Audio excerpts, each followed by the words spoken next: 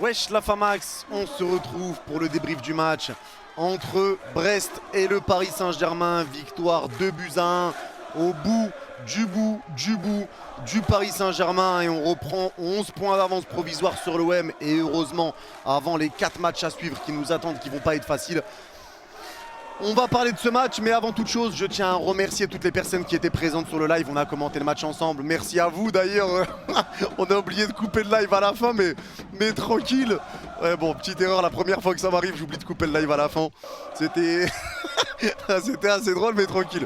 Mais bon, merci à toutes les personnes qui étaient présentes sur le live. Et merci à ceux qui prendront 2 secondes pour mettre un petit pouce bleu et mettre un petit commentaire pour le référencement. Et à ceux qui s'abonneront si ce n'est pas encore fait. Et avant également que le débrief commence, je tiens à préciser que ce live est sponsorisé par Winamax.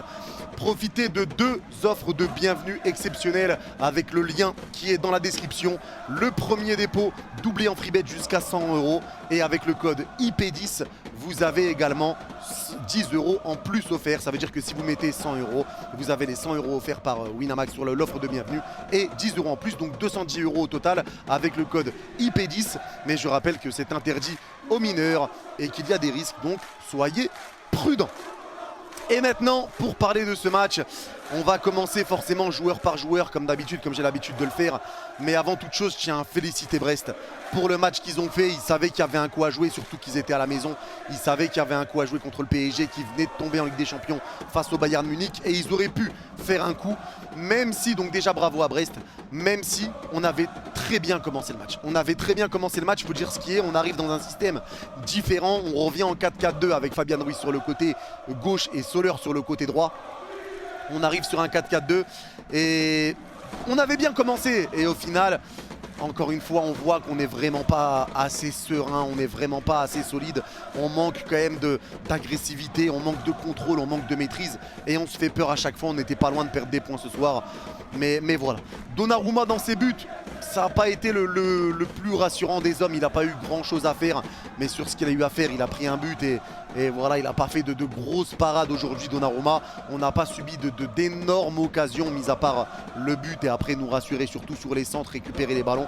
Donc Donnarumma, pas un top match, pas un match référence. Voilà, Donnarumma était présent. Pembele sur le côté droit. Je trouve que défensivement, ça a été le joueur qui a eu le plus de mal. Maintenant, il est jeune, c'est normal. Mais Pembele, moi, c'est un joueur que je trouve vraiment prometteur. Je le trouve vraiment bon sur le côté droit. Et je pense qu'il peut encore le devenir encore plus et encore plus. Là, son match a été correct. Son match a été passable. Mais voilà, c'est pas encore non plus du top niveau qu'on a vu ce soir de la part de Pembele, même si son match a été bon. Par contre, la défense centrale, Ramos et Danilo Pereira, ça a été très solide. Gros match de Ramos, gros match de Danilo Pereira comme on a l'habitude de les voir. Ils ont été très solides.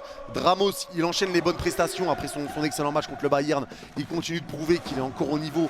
Et là, vraiment, il a fait énormément de bien dans ce match. Pareil pour Danilo Pereira. Mendes, ça a été pareil.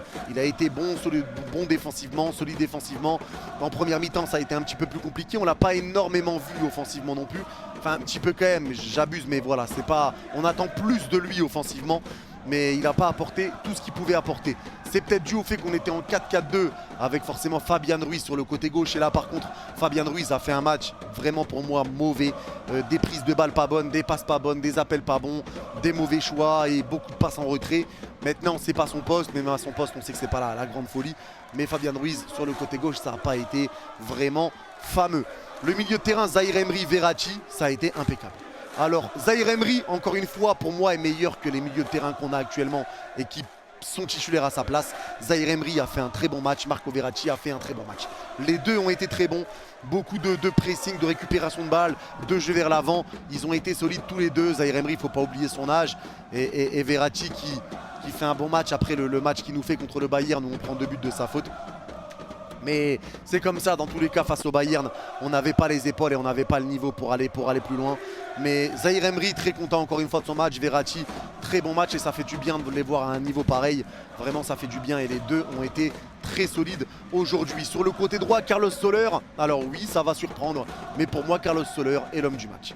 Carlos Soler est l'homme du match. Il a été vraiment très bon, et surtout en première mi-temps, parce que la deuxième, on a eu plus de mal, comme c'est l'habitude sur tous nos matchs, de toute façon on a l'habitude, mais Soler a été vraiment très bon.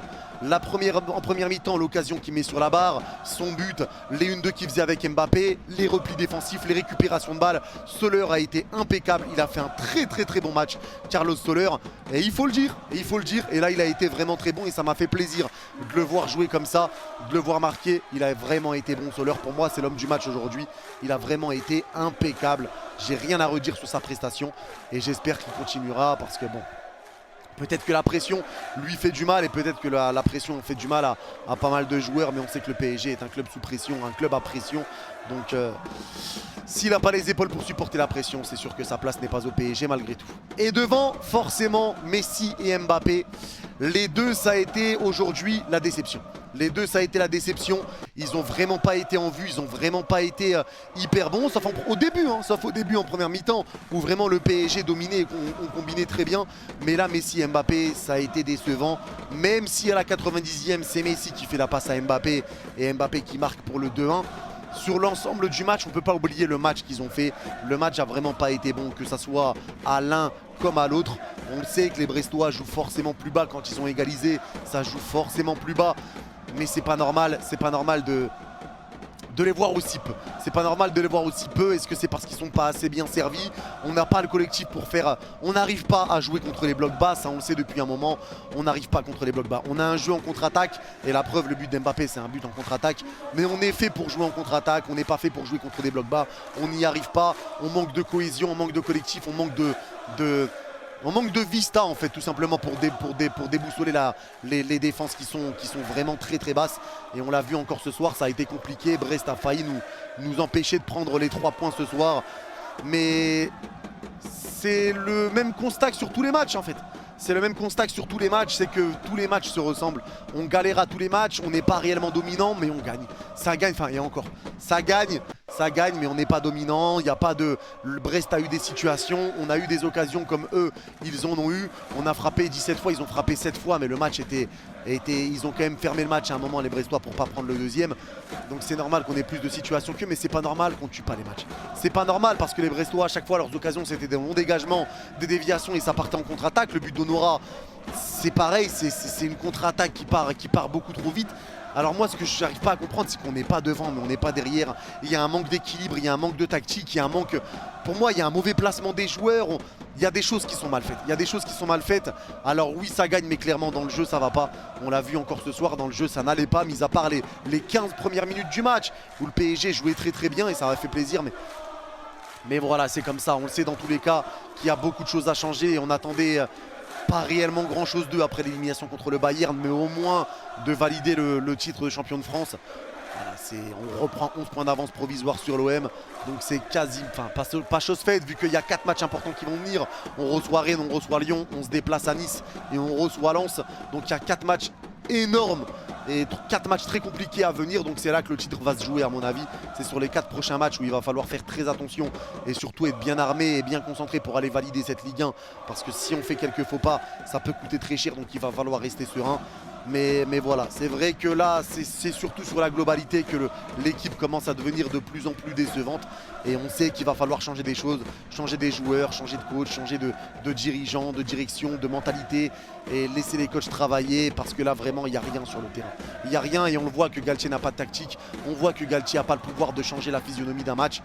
Et voilà, on a encore dû c'est un exploit qui vient nous sauver ce soir, c'est un exploit encore une fois, c'est un exploit de Mbappé, de Messi, encore une fois les extraterrestres qui sont là, même si on les a pas vus du match, voilà, il en suffit d'une pour qu'ils piquent, mais voilà, c'est vrai que sur la globalité c'est décevant. N'hésitez pas à me dire vous ce que vous en pensez en commentaire. Dans tous les cas, on sera là la semaine prochaine pour commenter PSG Rennes ensemble. Merci à ceux qui prendront 2 secondes pour liker, mettre le petit commentaire pour le référencement également. Comme je vous ai dit, n'hésitez pas à me dire en commentaire ce que vous avez pensé du match et de tout ce qui s'est passé. Et voilà, nous on se revoit demain ou dimanche, ça dépend quand vous voyez le débrief, pour commenter Athletic Bilbao, Barcelone à 20h15. On se reverra pour la Ligue des Champions mardi et mercredi, et pour le PSG dimanche prochain face à Rennes pour commenter le match. Merci à tous d'avoir suivi ce débrief. Prenez soin de vous. Bye bye. Et allez pas.